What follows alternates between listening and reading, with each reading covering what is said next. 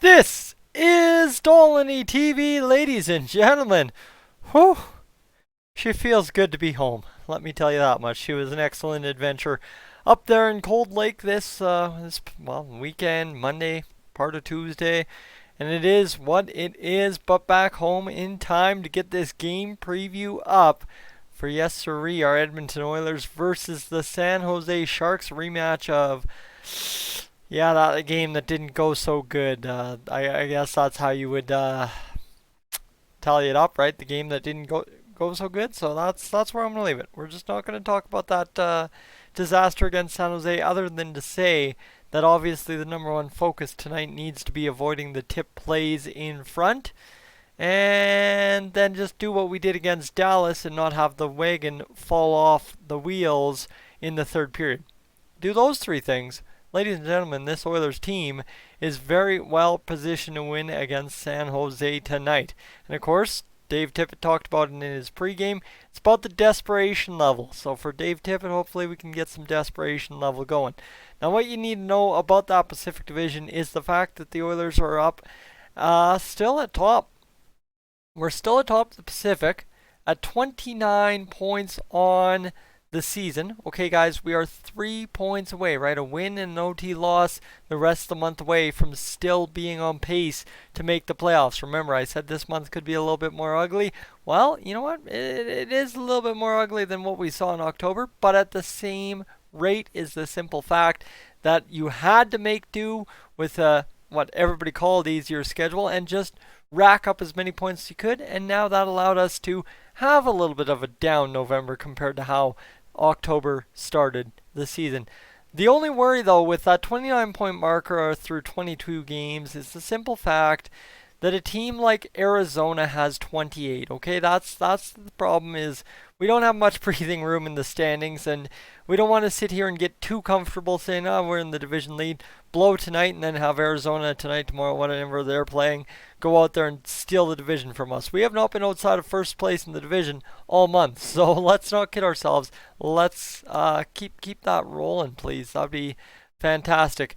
Anyway, the other side of this story that I have to tell you about the standings and how it's not time to panic because the Oilers aren't killing it like they did in October is the simple fact that the next best team in the Western Conference, guys, is the St. Louis Blues. 12 wins, 4 losses, 5 OT losses. So we actually have one more regulation victory, not regulation, but one more victory than St. Louis, and they only have 29 points.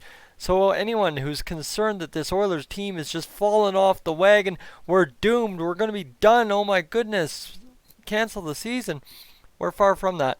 So with that, let's get to my little ad for myself, and then we'll get to the Oilers line. So guys, if you're here, if you're talking about the Oilers, you want to stay talking about the Oilers on the channel, hit that subscribe button as you're coming through, because that just gets you the videos that much faster. And you see on there, the goal is 7,500 subs. I'm trying to hit that by New Year's Eve. That would be fantastic if we could.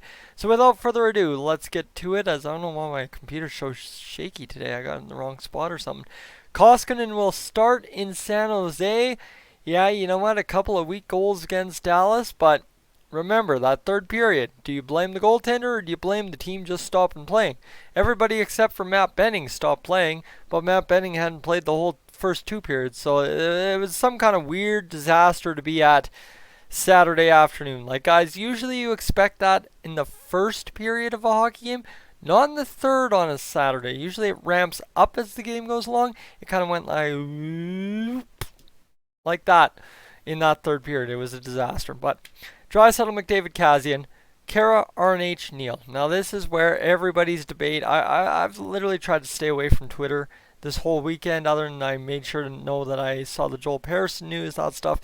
Other than the important stuff, I tried to stay away from Twitter and the craziness that ensues. Well, ladies and gentlemen, the craziness that is ensuing on Twitter today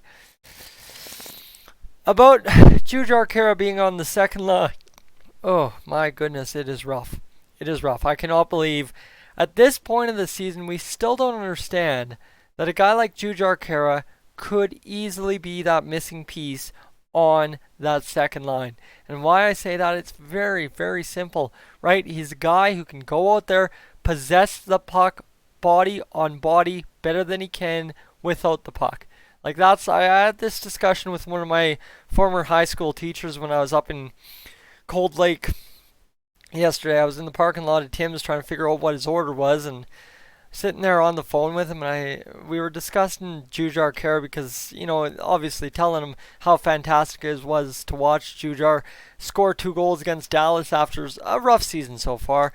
Well, I was saying, yeah, you know what? It's crazy. The guy possesses the puck like no tomorrow, and he's like, well, in my eyes, Jujhar possesses the puck better when he's got contact and a man on him than when he's alone with the puck. And now that's the key here, because on this second line, guys, if Jujhar can drive men to him, right, and that's the key. If you're able to play with the puck with a man on you, and you're able to drive that extra guy to you, who do you have as your line mates this evening at 8:30? Oh man, how am I going to make it to work? Anyhow, who are your line mates? Who are your line mates, and what do they do? RNH, great wrister. James Neal, bang and crash in front. He can score from anywhere. We've seen that this year. Guys, this is setting Jujhar Khaira and RNH and Neal up as much as possible for success by having a line that can really, really go out there and generate something, right? Obviously, you have about 3 different looks with this second line. You can have Khaira, RNH, Neal. You can have Nygaard, RNH, Neal. Or you can have RNH, Neal, Chiasson. And each one brings something different, but Jujhar brings that possession game. He brings that chance. You know what? We saw a good wrister, so let's not kid ourselves. This guy can shoot the puck too, but it's just a matter he possesses the puck and can draw men to him and still handle the puck. That's what we're looking for today on that second line out of Jujhar Khaira. Now, Nygaard, Sheehan, Archibald. Yeah, the lines are a little bit backwards. I understand that. If your approach is Nygaard should be on the second and Jujhar should be on that third line, fair enough, because it is correct. But Nygaard, Sheehan, Archibald, guys, that is, oh man, San Jose might be in for a deadly wake-up tonight, because you think about Archibald and Nygaard pushing the puck in, and then Sheehan, who can take that face off and work the puck in the offensive zone. Oh yeah, let's talk some goal production out of the third line hopefully tonight. Josh Archibald scoring his first of the year would be huge for us. I'm almost getting into that territory now that I'm going to say Josh Archibald might be Toby Reeder this year, because the guy, he gets the puck and just the worst calamity possible happens to ensure he can't shoot it properly, to ensure that he misses the net, to ensure the shot doesn't get off at all. I watched it live at Rogers Place. Guys, this guy just as snake bitten as anybody I've ever seen out there shooting that puck against Dallas. Granlund, Haas, Chiasson. So this is literally what an NHL fourth line looks like nowadays. This is good. This is not a bad thing, right? Haas, that energy guy, gets in there, a little bit of sneaky speed, can get in front of the net. Chiasson can get in front of the net too. So you're going to probably have 3 men in the high slot or further out, and then you'll have Haas and Chiasson doing the work down low, and then Granlund's just kind of being that third man high, floating around, making sure the puck don't get out. And if we can have a possession game out of 3 of our top 4 lines, and then, guys, it's not like I'm saying the Draisaitl, McDavid, Kassian line doesn't possess the puck. They just do what they do with the puck, and we don't need to concern ourselves, other than if we are up with 1:43 to go today against San Jose, and for whatever reason Dave Tippett throws out the McDavid, Draisaitl, Kassian line, guys, we now need to be asking serious questions, because in Dallas, against Dallas at Rogers Place in Edmonton on Saturday, Draisaitl, McDavid, Kassian hopped over the boards up 4-3 with 1:43 to go in that third period, and the wheels have been off the bus all period. But why you would throw them over there instead of throwing the grind line, right? Throw a grind line over the boards and just say, go wear them down in the corners and shut this game down. I don't care about forcing the issue. I really don't. Don't try to go out there and score another goal.